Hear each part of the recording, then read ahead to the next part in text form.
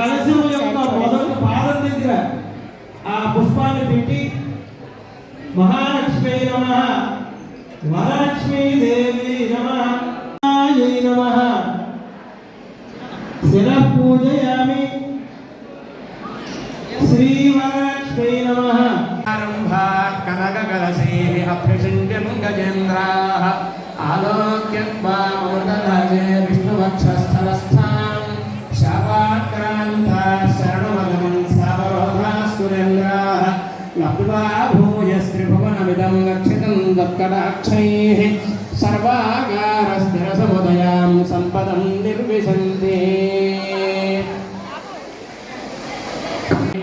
సంప్రేత్యైర్హరతిహరౌ సముఖేనాం సురేణాం భావారూఢౌ భగవదేవాం దత్తయేతయా విష్ణుపత్నేందిరేతి యన్నామాని శ్రుతి పరిపణాన్యమావర్తయంతో న వర్తంతే దురితపవన ప్రేరితే జన్మచక్రే త్వమేవాహం కపిచిత మధ్యే గృహ్య త్రిగుణఫలకం నిర్మితస్థానభేదం విశ్వాధీశ ప్రణయ సదా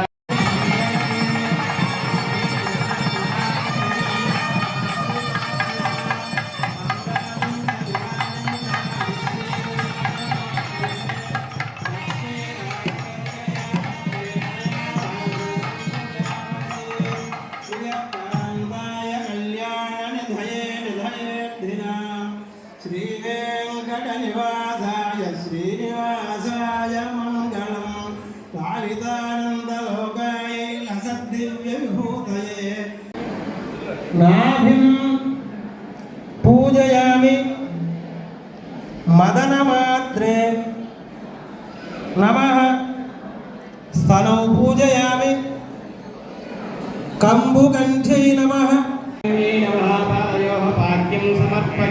ఆ తర్వాత మళ్ళా నీళ్ళని తీసుకొని చెంచాతో నీళ్ళని తీసుకొని ముఖం పూజయామి సునేత్రాయై నమః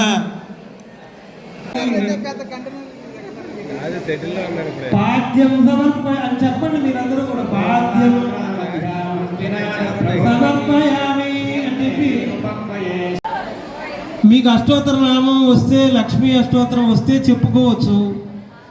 ఒకవేళ రాకపోతే మహాలక్ష్మి నమః అంటూ అమ్మవారి కలశం మీద కుంకుమతో పూజ చేస్తూ ఉండాలి. ఆ తర్వాత కుంకుమతో పూజ అయిపోగానే ధూపం అమ్మవారికి ఇస్తాం. మహేంద్ర పద్మేదాసాం పర్ణధరసో భావనేశైస్పదీయైః అగ్రే భర్త సరజమయే భద్రపే.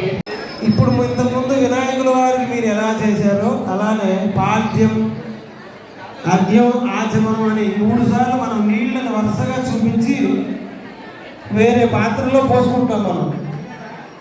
ఆ తర్వాత అమ్మవారికి స్నానం అని చెప్పి మళ్ళీ నీళ్లు చల్లుతాం. ఆ తర్వాత వస్త్రం అని అంటాం కదా, వస్త్రం అని మీరు కలశం మీద పెట్టిన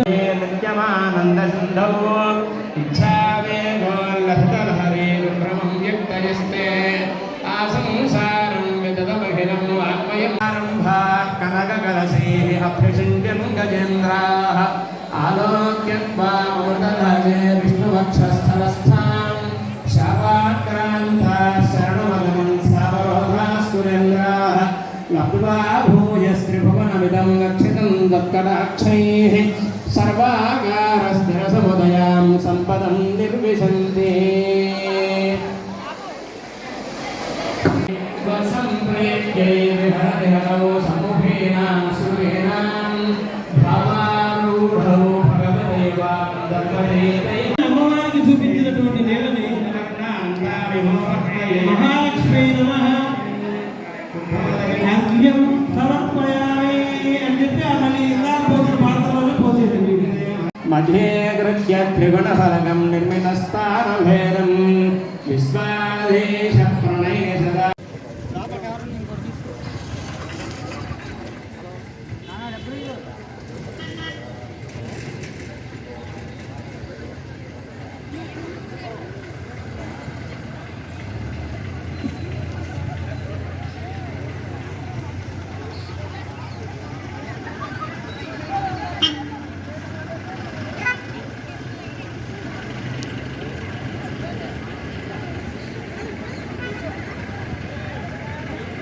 అలాగే పూజా కార్యక్రమాలు అయిన తర్వాత మన దేవస్థానం వారు ఉచిత బస్సు అనేది నిర్వహిస్తున్నారండి.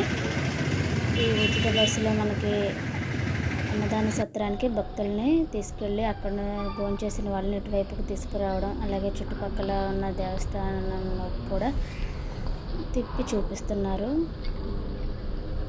చాలామంది భక్తులు హాజరయ్యారండి ఆఖరి శుక్రవారం అయిన శ్రావణ శుక్రవారం రోజున.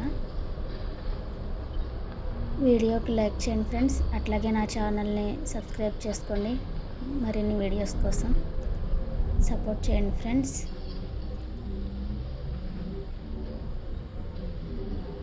భక్తులకు ఎక్కడ అసౌకర్యం కలిగించకుండా దేవస్థానం వారు చక్కగా అన్ని కార్యక్రమాలు అలాగే రవాణా మార్గాలను కూడా నిర్వహిస్తున్నారు.